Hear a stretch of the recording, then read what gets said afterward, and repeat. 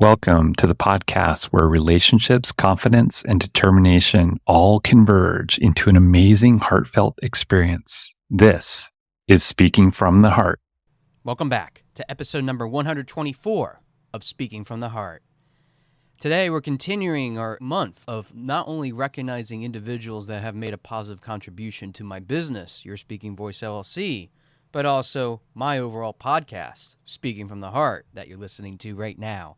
And I've already had awesome guests so far this month that have made such a big difference in how I've been able to keep moving forward.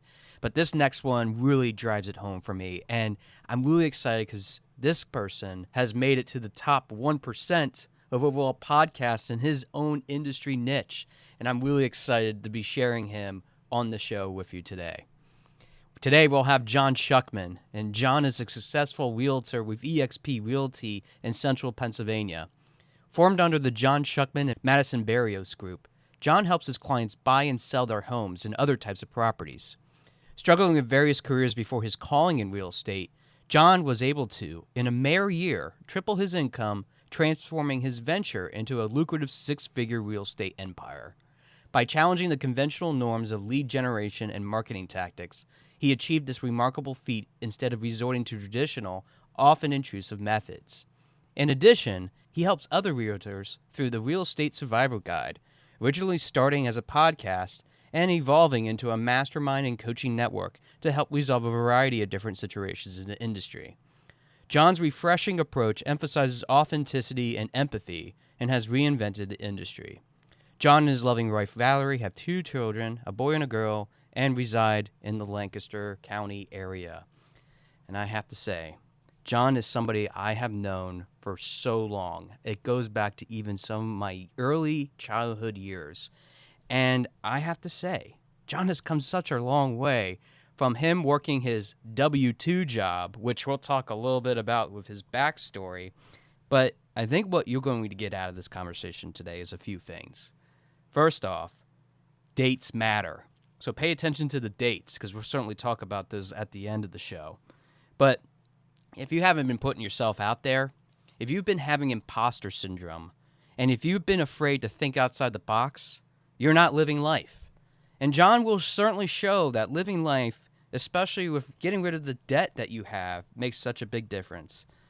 But I have to say, this episode is really important because both of us have something in common, which is about suicide, which I'm going to warn you. We do dig into quite a lot of the details relating to both of our experiences, but it also serves as an important lesson that we're all human. But I have to urge all of you, please seek help. Call 988 if you ever need assistance, because your life is really important. If it wasn't for John stepping in, I don't think I would be here today. And I really, literally mean that. But with that, let's go to the episode. All right, we're here with John Schuchman. John, thanks for sharing your heart with us today. How are you, man? Good to see you. Thanks so much for having me. Dude, thanks so much for being part of this. You know, I've been waiting for this moment where I could finally say, I have the man that literally talked me into finally doing this, and I'm so happy to have you finally on the show. So thanks for taking some of your busy schedule for your family, your real estate business, and just doing this with me. It means so much. I should apologize. It's my fault, right? Or to the audience, if you hate the show, I'm so sorry, right? Or if you love the show, you're welcome. Yeah, you know what? You're right. It could go both ways. So if you hate the show, please message John Schuchman at... No. Yeah, that's right. Give them my address. They can show up. They can send hate mail. Yeah. But I will say, Josh, like I think when I do interviews like this, I have a podcast, and you know this, right, for realtors specifically, but I think podcasting can often be a thankless job, right? I say this all the time. I think I said that to you probably when we first discussed that. So I just want to say thank you for what you're doing and how you're trying to serve people, help people, and share your story, because I know not a lot of people will thank you because I've been there, done that. So thanks for what you're doing, man, and thanks for having me.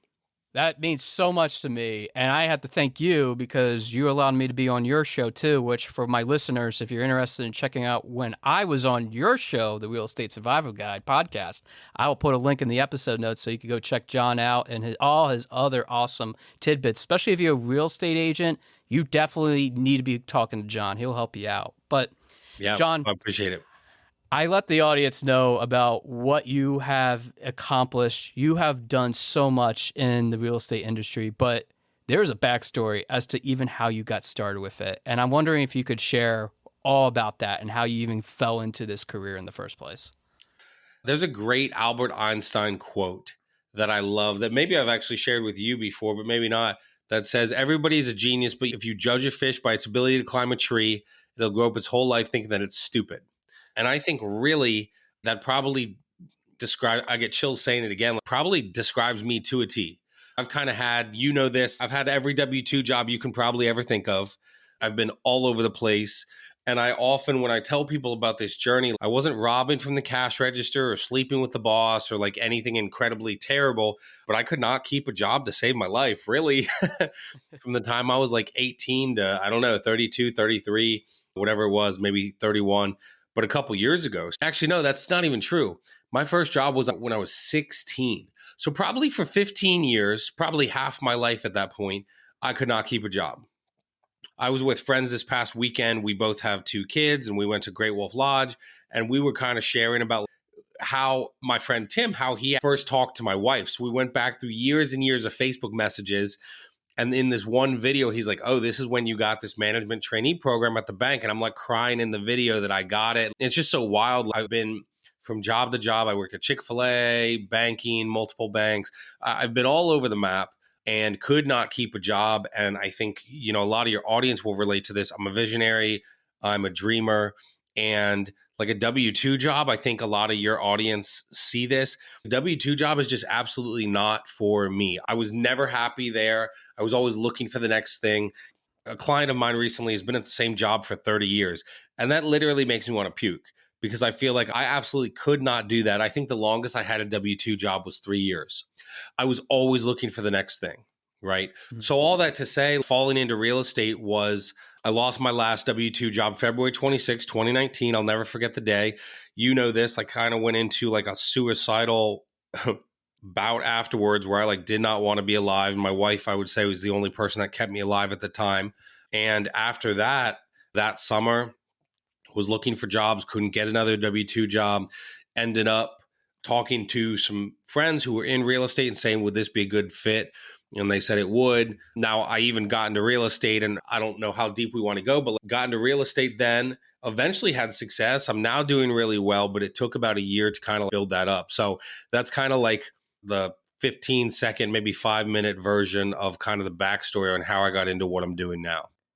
I remember those days, John, and I know that you were there for me. I really haven't talked about this side of my story on my show, but for my listeners, John was a big part of when I actually tried to end my life too, which was literally almost a year later, where I was on the fritz of I don't know why I'm doing this whole thing called life. And I remember you calling one of my friends, Melody, and being like, hey, what's going on with this? And Melody is one of those people that I'm actually going to have later on this show. So for my listeners, can't wait for that. But we're here with John, and I'm really glad that both you and I have come from some of those similar backgrounds to kind of push ourselves up. And I'm still a little bit behind where you're at, but I'm catching up because even in my second year here of doing this, I'm now achieving this vision of what I really want to do. And I have to owe it to you because if it wasn't for some of your motivation, I probably wouldn't be doing what I'm doing, which completely different industry. Yeah. But yeah, not quite, because you're actually branching into a lot of those things as well. Yeah, the entrepreneurial space. I also would say this is serious too. I know we see things on social media and we don't take it seriously, but I think, Josh, you were probably the first person that I took seriously that they were not well and did not want to be alive. And so I'm like, dude, this dude's probably going to be pissed, but I better make some calls. I remember trying to call family members, call people that we used to be friends with. And to be honest, oh man, I'll be honest with you, Josh, I was kind of shocked at the people that were just like, oh no, don't speak to him anymore. And I'm like, dude, this is like an emergency. I don't want to hear this. Like, no, I don't talk to him anymore. I want you to help me. And that's why like it was so cool connecting with Melody, because she was like, no, this is serious. We need to do something. But all that to say, I would say to you out there listening to this, if someone tells you like they're serious about like ending their life or not wanting to be alive, you need to take it seriously. And you need to, first of all, tell them that they matter and they're important, and not just BS to their face, like actually mean it, and then check in on them and then get them help if they need it. Josh, and again, I don't know how deep we want to go into this, but I know you kind of said nothing's off limits. I remember you saying to me like, well, John, you don't even get, I mean, you were upset at the time, and obviously you were mad I had called, and you were like, you don't even get it. You're married. Your life is perfect. And I think the big lesson here for everyone is like, that's not true. Married people struggle with mental health things. I have 2 kids, and to be honest, sometimes they make me struggle with my mental health, even though I absolutely love them and the best thing that ever happened. I feel like a lot of people tie their self-worth into like their family or relationship status or job or income. And if you do that, right, and I'm a person of faith, so I'm not going to shove that down people's throats, but I feel like any worldly thing that you kind of try like your self-worth to is ultimately going to leave you not satisfied. And I would say that to anyone listening to this, that I feel like even in real estate, and I drive the car I want to drive, and I have a house that I really like, and there's still days that like are a struggle, and stuff doesn't make me happy. You know, I used to be the guy that like bought the latest iPhone every single year. Well, that's why they do that, man, because they think, oh, well, now the iPhone 14 or 15 or whatever they're even on now, like they're like, this will make you happy. And so anyway, we kind of went off the path a little bit, but if you're looking at stuff thinking this is going to like ultimately solve, you're searching for something greater. And so, I mean, I'm not going to tell people what that is, but I think you have to go on that path of self-discovery to find that. There's a great quote. Man, I'll try to find the quote. Well, I was going to say, while you're looking for that, I have to say what you shared about reaching out to other people and like, oh, yeah, I don't speak to Josh anymore. Those are the people, John, that even in the last few years, I've said, I actually have had to ask myself this question. I've had to say, is this serving my purpose to have this friendship? Are they actually really friends to begin with? And B, is it helping me to get to where my goals are? Am I surrounding myself with the tribe that I need to be surrounding myself with? So those things have really been defining the last over 4 years of my life, which I have to say that, yes, I was super pissed. I was so mad that everybody wanted me to be safe and all that. Mm-hmm. But now looking back, if I would have never had people like you that would have reached out, I think that it would have never came to where I'm at now, which is leading the best version of my life. I can literally say that hands down. And helping people now through your business to discover the purpose inside them. Exactly. And you're finding that purpose for not only yourself, but also others, which I want to talk about, because this is just, I feel like when I will share that quote. I'll share that quote. Yeah, get the quote. Yes. So it's by C.S. Lewis, who wrote the Chronicles of Narnia and like that whole series. And he said, if I find in myself a desire which no experience in this world can satisfy, the most probable explanation is that I was made for another world. Now, whether that's, for me, I believe that's like heaven and all that. I believe earthly life is just kind of a stepping stone. But anyway, I just find that quote very interesting, right? Like when you kind of feel not satisfied, not fulfilling your purpose, it's probably because you were destined for more. Josh, I know one of the things you've thought about is really when you started this business was like, no, I'm meant to do more than just this 9-to-5 mundane thing. I have more purpose. And that's kind of what led you to here. And I'm definitely doing some of that as well.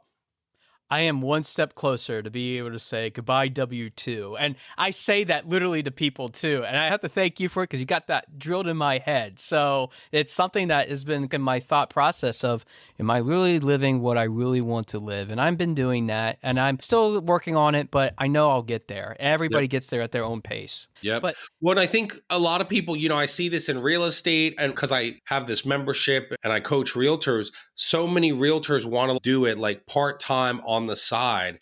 And I'm sort of like, the best thing that ever happened to me was being shoved into the deep end. When I lost that job, February 26, 2019, I called Vincent Puglisi, and you know his name because, you know, we were talking before and you're like, oh, you're going to Florida, you're staying with Vincent. He's one of my best friends, a mentor of mine. I'm in his mastermind group as well. And I remember calling him that day, February 26, 2019, crying like a little baby, Josh. And I said, my wife was pregnant at the time. And I'm like, Vincent, I just lost my job. And he goes, this is the best thing that ever happened to you. And I'm like, basically, I was thinking, like, shut the heck up. You have no, but I think I said, maybe I cursed. I don't know. I was mad. But I said, you have no idea what you're talking about. My wife is pregnant. We don't even have savings. We don't even have this. And he's like, John, I've seen the entrepreneurial spirit in you for so long. Now you have a chance to go. You have no choice but to make it happen. Now, at the time, I thought it was photography. But then he saw me like get into real estate and like, really love it, be good at it, have a lot of fun with it, and be able to serve people. Some people will ask you like, well, what's your volume? And I'll kind of say sometimes, this is the cleaned up version, but I'll say, what do I want to do? What are my goals this year? Is sell a crap ton of houses and serve a crap ton of people. Because yeah, I want to make money and provide for our family. But the biggest thing is like when I am able to serve people, all the other things will follow. The income and everything else I need is going to follow when I just really serve people. It will. And I found that even as I've been building this, all the things that I'm like, please, God, will you be able to give this to me? It comes because I'm building it. And it's funny because I've had other guests, John, on the show that I usually call it value. What's your value that you're bringing, not just to the table, but what's the values that you have inside yourself? Those are the things that you're ultimately selling. And you're one of those wholesome people. I'm just going to call it what it is. You're one of those wholesome people that, yeah, you have worked through so many different types of jobs, but you bring that experience and understanding that for other people that are like, yeah, I'm going to just do this part-time. No, put both feet forward and do it. Yep. Yeah. I mean, there's people all the time, Josh, that will say to me like, well, how did you create a 6-figure real estate income in a year? And then they want to do it while they're doing another job. And I kind of say like, look, I get it if you have to do something to make ends meet. And I'll tell them, Josh, I don't even know you knew this. When I got my real estate license, dude, I DoorDash, I Uber Eats, I Grubhubbed, anything I could do in the freaking car. And I also drove for like Uber and Lyft as well, not food delivery, like people delivery. And what I would do with it, man, is when I would pick someone up, they're my captive audience. You know, this is going to sound a little creepy, Josh, but think about it. When you are in an Uber or a Lyft, you're basically that person's prisoner for 15 minutes until they get you to your destination. So for me, it was like, well, heck, I'm going to be nice. I'm going to talk to them. And at some point, this conversation is going to come back to real estate. Now, no one ever from that bought a house from me, and that's okay. But there's business cards floating out there from, oh, geez, was that 5-6 years ago that you don't know? Maybe that person calls one day and picks up the phone and says, hey, this is weird. I met you in an Uber once, but I was basically unapologetically myself. And when I teach people now, Josh, I'll kind of say, because you see it, I'm on social media talking about real estate, but I try to do it in like a humble way. And here's the deal. It kind of like when I refuse to put my business out there on social media, Vincent actually said this once, I'm being selfish, right? Mm-hmm. Now, people listening to this would be like, no. You're being selfish when you talk about your business. And I thought that too. And then Vincent was like, no, John, do you know realtors in Lancaster County that are absolute garbage? Yes. They're going to lie, cheat, steal. Yes. Okay. Are you going to do that? No, obviously not. Okay. Then you're being selfish by not telling people you're a realtor. That to me, if people get nothing else out of this, is mind blowing. Because so for instance, Josh, when you're teaching people how to be a public speaker, use their voice, etc., but you're not willing to put yourself out there, you're being selfish by not telling them about what you do. And I've gotten criticism and complaints and this and that. I mean, I had a family member once that was like, well, it's very clear from social media that all you care about is your clients and how much money you make. And I was shocked, but I realized, hey, that person is hurt. I'm sorry that you're hurt for whatever reason. What am I supposed to do? Talk about you every day on my Facebook? That's weird too. So it wasn't even like their birthday. So I think if you have a business and you're not putting yourself out there, you're being selfish. But there's a way to do it. Josh, you see my stuff. I don't go, hey, do you want to buy a house? Hey, do you want to buy a house? Hey, hello, anybody? I'm just myself. I share stories. Stories sell. I genuinely care about people. I probably send Josh 50 to 100 organic Facebook messages a week. Just checking in with people. There is no agenda. It is just checking in. And what I've learned is, well, guess what? Realtors see those messages and they see what I'm doing differently. They want to join my membership. I literally had a client that I was talking to actually today, about a year ago. I just said happy birthday. And you'll see this. I do it in a Facebook message, not as a wall post, because I want to be different. And they said it was their birthday. They're like, oh, thank you so much. I said, you're welcome. 24 hours later, after not communicating with this person for 13 months, they said, hey, by the way, I don't know if you remember, we have a rental property that we'd like to sell. Can you help us? That was not a coincidence. Wow. It was not a Yeah. coincidence. It was like I reached out. She remembered, oh, yeah, John's the realtor we had talked to before. And now they're going to sell a home with me. So anyway, I'm all over the place, but you got to be willing to share your story. Stories are the most important thing in your business. Yours, mine, everyone's, is how are you sharing your story? I love real estate because it's not about me. I am not the hero. I am not. And that's I the just key. connect people. Yeah, I was going to say that's the key difference, because you and I are like on the same wavelength with this. And I think that's why I really have enjoyed seeing your progress, being able to see you evolve into what you are, because the magnetism of this is that we all have these values that we're bringing to the table. I really want to talk about that because you are doing something different in the real estate industry. Tell us, if you can, as much as you can, why you think it's important to value what other people are going through in terms of the buying and selling process. Because let's be real, you could just do your job and be like, I'm done. I don't need to worry about this because I did my piece. You go above and beyond, but why? Who cares? Yeah, I think it's because relationships matter, Josh. At the end of the day, relationships matter. Right behind me, I'm looking at a board of my clients, and these are ones I need to update it, but it's ones that have settled recently. And as I look at it, I have one client that they, in November, said, oh, well, they put out on Facebook, hey, we're looking to buy or sell a house. We don't know what we can afford. Can someone help? I went to college with them, so I messaged the wife, and I'm like, hey, I'm happy to chat. Most realtors, dude, I think it's all about doing something different, right? I have success because I do something different. So I'll share these examples with you. So a lot of realtors would have been like, oh, they want to buy, they want to rent. Nah, screw them. I'm not going to make any money. I'm going to make a few $100 to help them find a rental. It's not worth my time, energy, or effort. Absolutely wild. I connected with them, talked about what it would cost to rent or buy. What they wanted to spend in rent, Josh, was basically like, let's say $1,700 a month. And it wasn't going to happen where they were looking. Basically, between us, really, they were looking in York. And so it wasn't going to happen for $1,700 a month. So I could have just been like, nope, it won't happen. Instead, I had a conversation, said, hey guys, if you decide to rent, that's fine, but let's have a conversation. They realized that they could afford to buy, not their dream house, but a nice house for about $1,900 a month, okay, at the time, finances and whatever. I could have been lazy and been like, nope, 1,900 is not going to work. Fine. Instead, I went to them and be like, hey, this is going to be hard, but you can buy. Are you willing to make sacrifices in your budget somewhere else so that you can buy a home?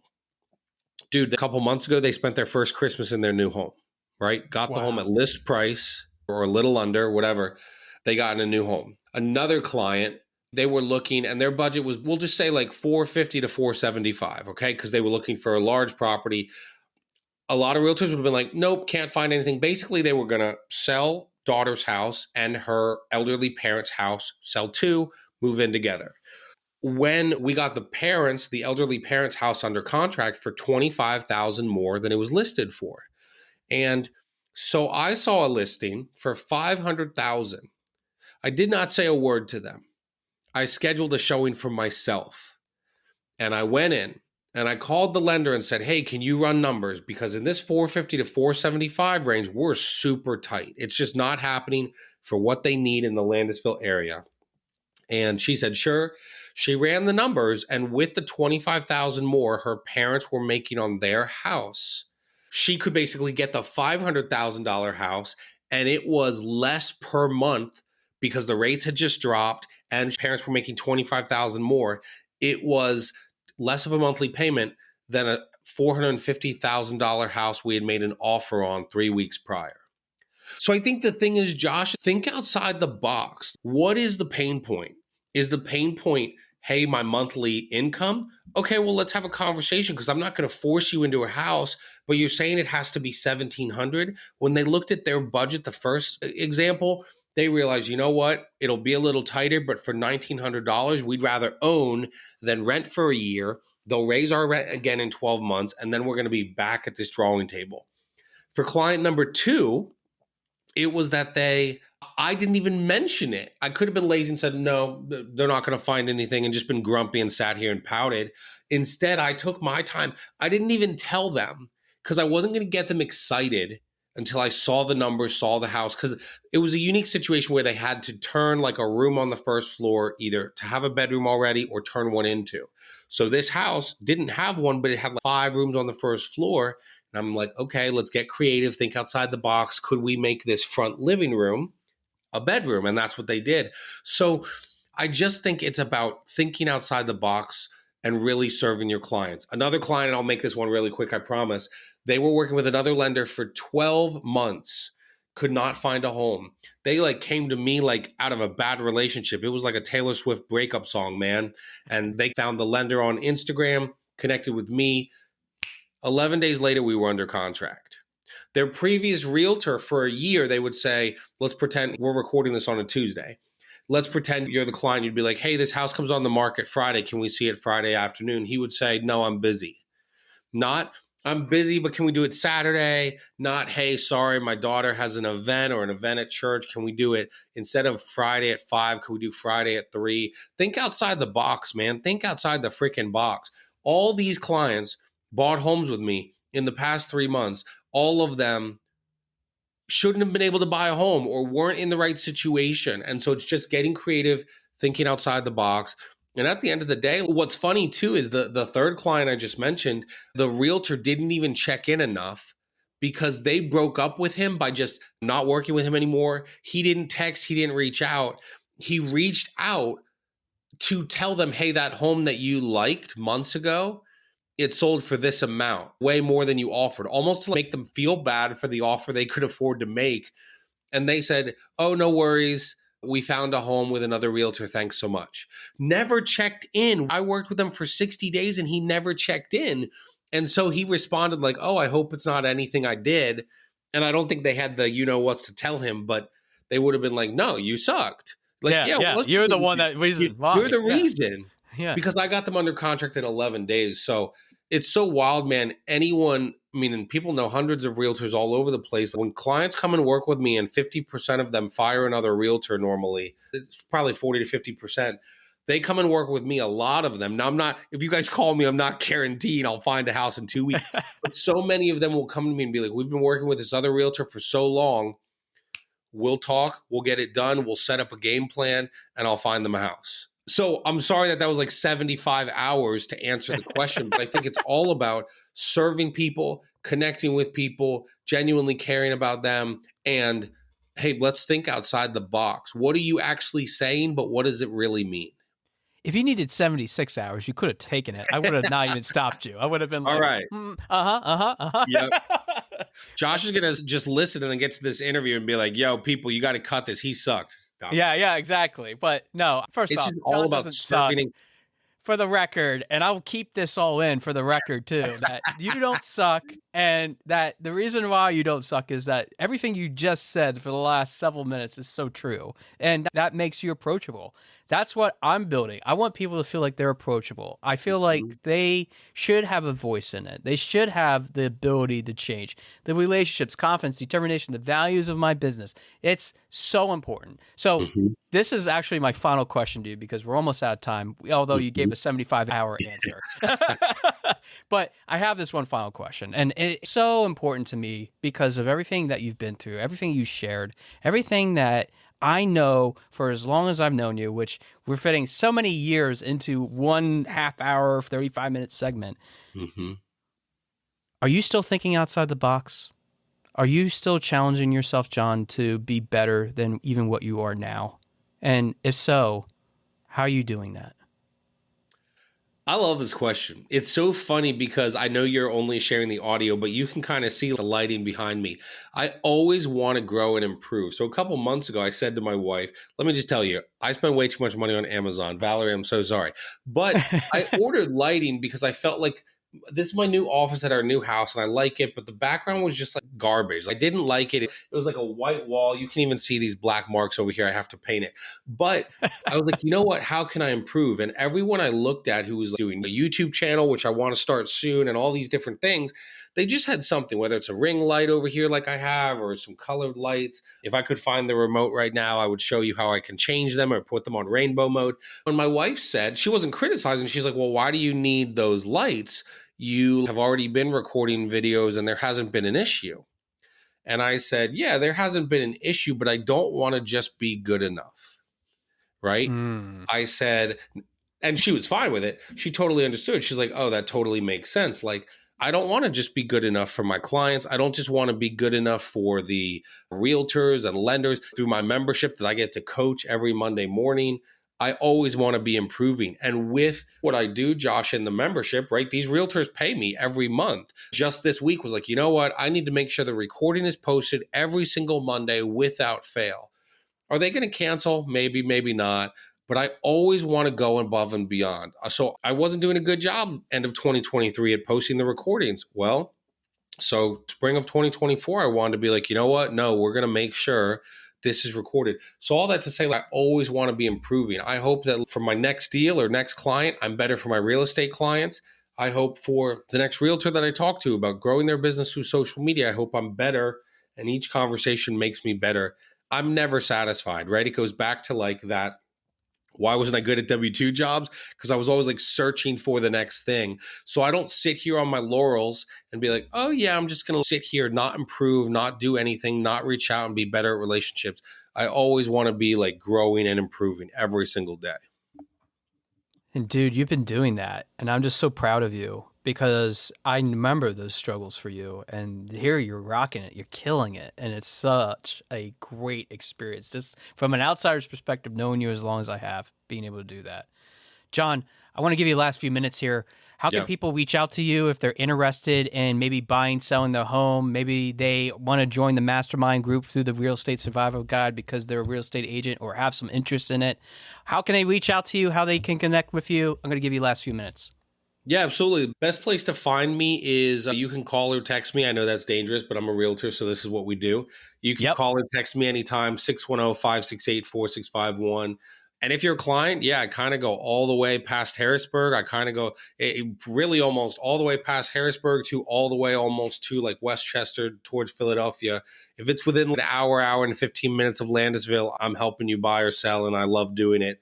And I think the other part too is like the membership is for realtors. What I find is a lot of people will find it as a low budget option because it's not even $100 a month and you get multiple calls a month every single Monday.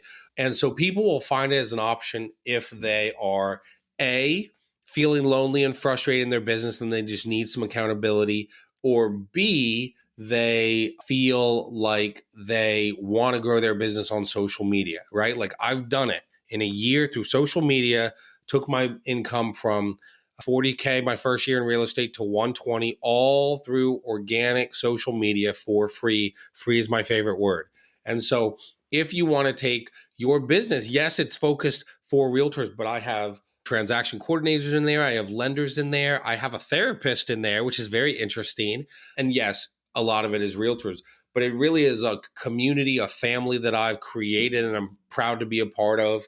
And really, again, John's not the hero here. The group is amazing. The group of people and how they care about and serve and collaborate with each other. That's what makes the group. Yeah, the Real Estate Survival Guide was created by John, but the people make it special and the people make it so fun. I mean, we took off a few months ago, Josh, for Christmas and New Year's. And like when we came back January 8th, people on the call, it made my day. We're like, all right, here's the rules, John. No more holidays on Mondays. They're like, we're not taking off ever again. And I'm like, all right, so next time Christmas is on a Monday, we're just meeting. We'll open Christmas presents together. But I think it was really cool for people to say like, no, we are not taking off. We want to be here. And so we've really created a family. We love welcoming people in and I'd love to. So yeah, Call text 610-568-4651, or you can reach out. Website, therealestatesurvivalguide.com. And social media, Instagram, Facebook works as well. Don't email me. I'll never check it. I hate email. But otherwise, you can reach out to me. And Josh, I'm proud of you, man. Appreciate you for having me on today. I'll put all of that in the episode notes. But John, I got to take a moment before we wrap up. I got to tell you this. And this is really speaking from the heart here for me, for you, and what you've done for me. You know, there was a time in my life that I was really afraid of who I would become. And I think I was afraid of what that would look like. And I didn't know what that would exactly mean for my future, what that meant for my friendships, what that meant for my living situation, what that meant for a lot of things. But dude, you have radically helped me get to where I need to be because of your persistence and being like, dude, you got something to share. You need to share it. Speaking from the heart would not exist if it wasn't for your push. And matter of fact, I wouldn't exist because if it wasn't for you reaching out that night, I wouldn't be here talking to you, dude. And I really mean that. And I think that for people that are struggling, I want you to know that there is hope. And there's people like John that you might not even realize there's a John in your life. Yep. They will be there for you. And you should embrace them and give them a hug or a kiss, whatever that is, and do that right now. Because you only have one life to live. And I'm living that life, and you're finally living that life, and you're doing it. And for all those reasons, John, you are the reason I love speaking from the heart with you tonight. So thank you so much for doing this with me. Well, I appreciate you, man. And I would also say, I put my number out there. If there's somebody that literally is like, nope, I'm done. Tonight's the night. Give me a call. I don't care who you are. I do care who you are. I'm saying I don't care if I don't know you. Give me a call because it is very important. Man, when we see it with celebrities. So like money doesn't solve it. You see it with anyone, whether they make millions of dollars a year. I think I'm often impacted by thinking about Robin Williams taking his life. I'm like, dude, the dude made people laugh all the time, always seemed happy, but he was really struggling inside and just must have felt like he couldn't talk to anybody. And I'll volunteer Josh too. Like, reach out to me, reach out to Josh. We'll talk you through it. We're not meant to do life alone. We are not meant to do life alone. So we're not. Appreciate you, bro. Proud of you too. And thanks for having me tonight. Yeah. Thank you, John. You're really doing it. And I'm so proud of you building the family and community that you have. So thank you again. Yes, sir. Thank you. Appreciate it. Wow. That's all I can really say about John and his awesome life that he's been leading. Because if it wasn't for him, hands down, as I've even mentioned during our interview, I don't think I would be here, let alone wouldn't even be doing this podcast. Because a lot of what he has done to build his real estate empire has been not only out of conviction that people deserve to be heard and to have a say in the buying process, but his podcast, which I continue to listen to, although I'm not even a real estate person, really inspires me. It motivates me to know that there are some amazing people still out there that really believe in the human connection and the human value process, which even recently, after we recorded this episode, John and I had some discussions as it relates to somebody else that we were helping to help sell their home, to get through a quick process. It just shows and exemplifies John's spirit of wanting to help others, which I really want to thank him for being part of my life. If it wasn't for him, I would not be half the podcast person that I am today. But John is somebody that really tells it like it is. And you've probably heard a lot of it, even telling me what it was like. And I really am glad. I love people that tell me and challenge me, even on my podcast. That's why I leave these sort of clips in, because it's really important for you to understand that I am human. Even as a coach, I am always learning about myself, even in the past version of myself, for that matter, that sometimes needs to hear the truth. Sometimes the truth that I don't necessarily want to hear. But everyone should think about the fact that we are not stupid. Everybody is not stupid. If you're willing to actually just go through the process and figure out what it is that you have to learn, you can make such a big difference. And John set himself on that track after he lost his job. You have to matter in the world. You have to figure out where your responsibility is when it comes to that. And he really did have a lot of choices to make. But the stuff that we bring along with us, does it really matter? Does it solve anything? Is really some of the questions and some of the undertones of our conversation today. And I think that we have to desire to become something that we never thought possible because of things that have happened in our life. Whether that life is full of chaos or it's full of positivity or if it's something in between those two endpoints, I want you to know that it's okay to feel like you're uncertain about what the future looks like. John didn't know what that would look like either, and I didn't know myself when I started my own business. Sometimes you just have to jump in with both feet planted on the ground to see where it moves you towards, which is why the dates of February 26, 2019 and February 23rd, 2020 are not coincidences for us. You know, after I tried to hurt myself so many years ago, I learned about John's story and about what he's been through, and I didn't even realize that he tried to end his own life. And the day that he came out on Facebook to share that inspiration to everybody about what it meant to get from the lowest of the lows back to the highest of the highs, I messaged him and I told him how proud I was. This was somebody that was still struggling with suicidal thoughts, mind you, even after dealing with my suicide attempt. I know that I was feeling absolutely bad about myself, but yet seeing people like him be so brave, willing to share that story, even after we talked about it before he actually did it because he wasn't sure how to best go about it, made me realize that he was fighting his demons and he won. And he won so much more because of embracing life and what life has to offer.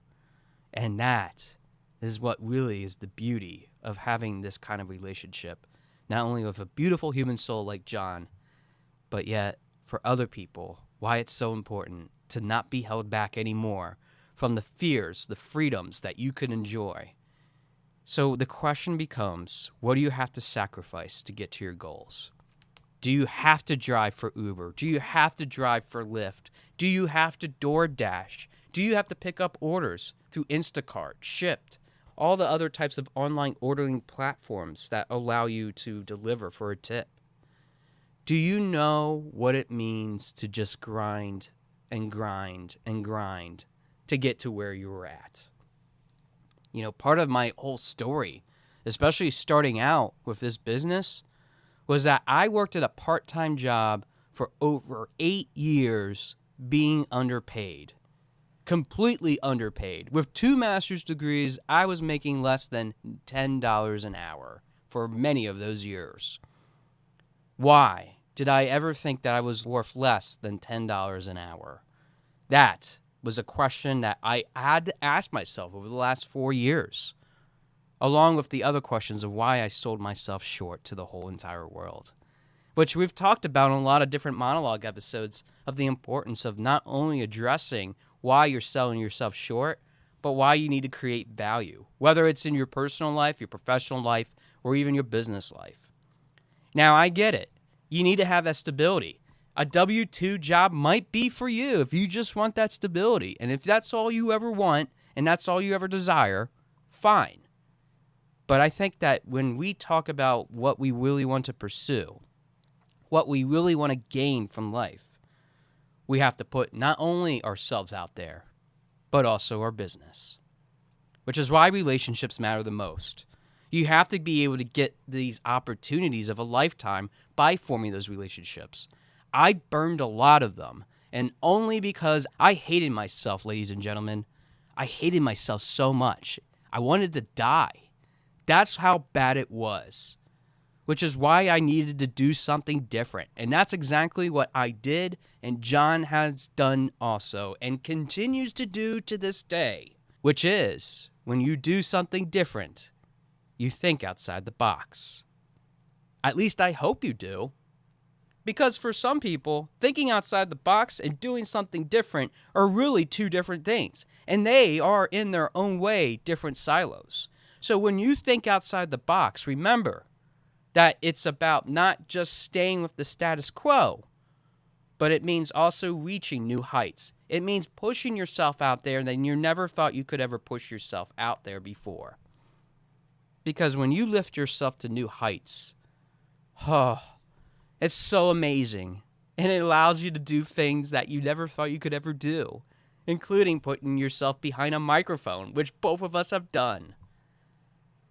But when it all boils down to it, John just exemplifies, and I think what many of my guests have exemplified on this show, is human compassion. What is needed for us to be creative? What is it that our client needs to bring value to them so that we can continue to push ourselves forward? But yet that nagging question always becomes, what can we do to improve? And that's why we always have to have self-reflection on this. What kind of adjustments can we make to have more meaningful engagement instead of just being good enough? In many different ways, groupthink, which we've addressed in some other episodes as well, can be the most dangerous thing you could ever do. And I even tell some of my corporate clients, it's so important to not get stuck in the same thought pattern, thinking that you're doing the right thing over and over again. Because when you do things over and over again, that is the very definition of insanity. And I turned insane on February 23rd, 2020, because I had enough of doing the same thing over and over again. We need to keep improving. We need to be able to do better by being evaluated. It's the very essence of why I even started my business. I want to help people evaluate what their life is, where they're heading towards, where they're actually heading at the very end of their journey, wherever that journey is. But is that journey ending or actually continuing? Because I think that we always have an opportunity, even if we are over 100 years old, we can continue to make a difference in this world. Don't believe me? Look at all the news articles, all the individuals that have turned 100 years old and have made such a profound difference in other people's lives. If you thought it was stupid to think that you can't keep moving forward because of what other people say to you and what they make you feel, especially if you have a W-2 job or whatever you have going on in your life, then you were not listening for the last several minutes of John's interview. But the thing is, you're not stupid. You're afraid. And I was afraid for the longest time, and John was too. When we are able to become the best versions of ourselves, when we find that value that we really enjoy the most, it means that the dates that we often have that awakening are just the starting points of something even more incredible in our lives. And it means that we can become something that this world desires, that we desire. But if you're not putting yourself out there, if you're not thinking outside the box, if you're not finding ways in which you can consistently improve, of course this is going to be a tough journey. But I have to say, I think that no matter what life that you might lead, no matter how tough it might be, think of people like John today. Think of people in your life that might be on the down low, but yet they rise like a phoenix from the ashes. Because no matter how stupid you might think you are, or how ignorant you might feel towards all the other situations that might be happening in your life, and all the other things that you might desire that feel like today are out of reach, just know that there is hope. There is always a way. And that you are so valuable. And that if you need that help, resources like 988 are available. Because let's face it, if it wasn't for John, not only would I not be here, but I would not be making the substantial impact of thinking outside the box, building new relationships, and oh yes, the most important thing of them all, knowing that what I have sacrificed would have been for naught. John, I want you to hear this, and only you, while my other listeners also listen afar. But you not only have helped me, but you have made me whole. And I have to tell you that if it wasn't for your tutelage, for your moments in which you just paused your whole entire life to sit down and talk to me, I wouldn't be where I'm at today. And I have to thank you for what you've given me and what you will continue to give, not only to this whole world, not only to your clients, but most importantly, to your 2 kids and your lovely wife. Thank you from the bottom of my heart for allowing me to have this voice to my listeners, who I know are becoming the best versions of themselves, and they are pushing the boundaries where boundaries no longer exist. Thanks for listening to episode number 124 of Speaking from the Heart, and I look forward to hearing from your heart very soon. Thanks for listening. For more information about our podcast and future shows, search for Speaking from the Heart to subscribe and be notified wherever you listen to your podcasts. Visit us at www.yourspeakingvoice.biz for more information about potential services that can help you create the best version of yourself. See you next time.